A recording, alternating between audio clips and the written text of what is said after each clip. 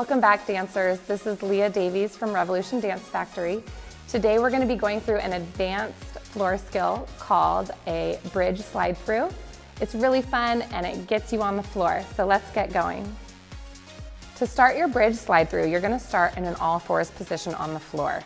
It's a very quick pose and it usually comes from another step that's leading you into this pose. From there, you take your dominant arm, your right or left, depending on the dancer, and you're going to flip your body through like you're trying to get into a back bend or a bridge position. But instead of putting that arm down on the ground, you're going to thread it through the space between your supporting arm and the ground. As your arm is sliding through the space between your supporting arm and the floor, your body will continue down that pathway until it is fully stretched out on the floor.